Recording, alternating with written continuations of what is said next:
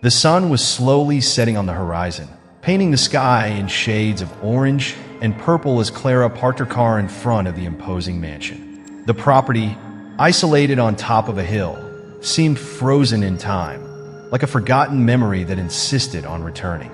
Clara never wanted to be there, but the letter she had received weeks ago had changed everything. Inside, that place lay a secret capable of turning her life upside down.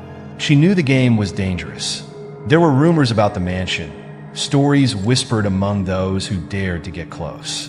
But Clara had no choice.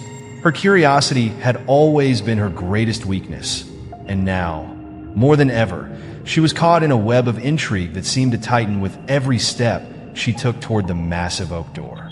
Upon entering, the air was thick, laden with mystery.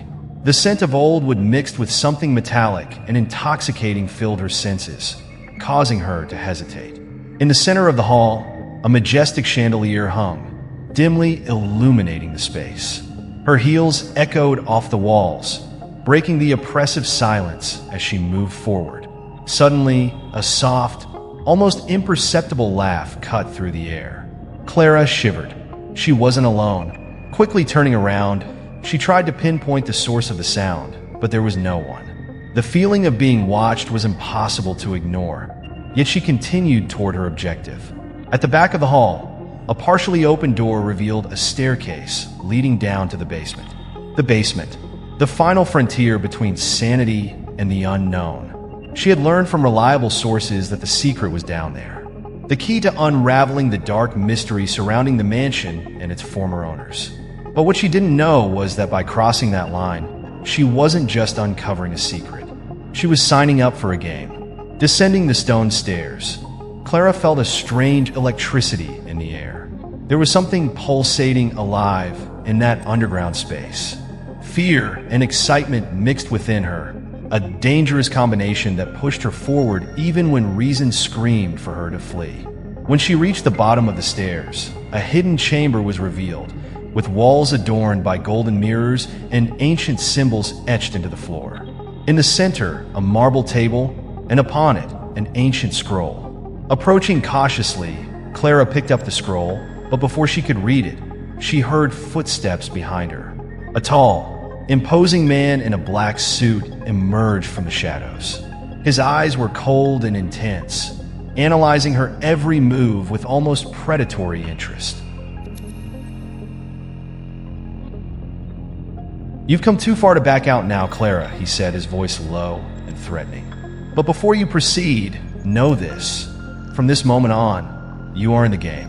There is no turning back. Every choice you make will have consequences, and not all of them will be pleasant." Clara didn't retreat. She knew she was in dangerous territory, but her thirst for answers was greater than her fear. Without hesitation, she opened the scroll and read the first line. It was an instruction, a rule for the game. The one who uncovers the secret will either become the master or the prisoner of their own discovery. Suddenly, the lights flickered, and the floor beneath her feet began to tremble slightly. The man watched her every reaction, as if waiting for her to falter. But Clara didn't give him the satisfaction. She was determined to play to the end, even without knowing the full rules. The tension mounted as she advanced through the puzzles left in every corner of that underground chamber. It was clear that each step brought her closer to something monumental. With every solution, she realized it wasn't just a game of logic, but a mental and psychological test. There was something deeply unsettling about how everything was designed.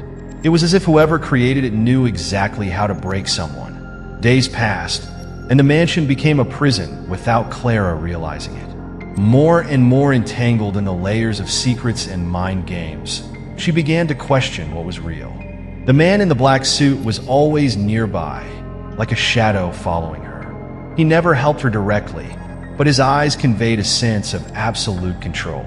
Clara knew she was being manipulated, but at what cost? Other players began to appear. Mysterious people, each with a secret motivation, also caught in the web of the game.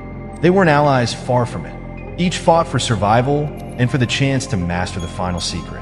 The game wasn't just a contest of intellect, but also a battle of wills, and the weak wouldn't survive long. Amid furtive glances and temporary alliances, Clara began to understand that the mansion and the secret it guarded were older than anyone could imagine.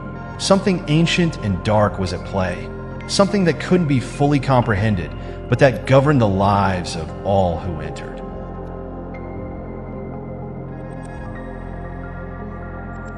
On the final night, when everything was about to be revealed, Clara found herself alone in the center of the main hall.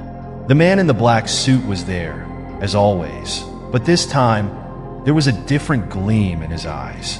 He knew what was about to happen, and Clara felt that she was closer to the truth than ever before. With one last puzzle solved, a hidden door opened, revealing an iron vault. Inside, an ancient mirror. As Clara approached, she saw her reflection, but something was wrong. It wasn't her, or at least not the version of herself she knew. It was something much darker, much more dangerous. The man approached, whispering in her ear, "Now you understand, Clara. The secret isn't about what's hidden here, but about who you really are. The game was always about you." Clara felt a deep chill run down her spine. She didn't know how, but somehow the game had changed her. And now she was trapped,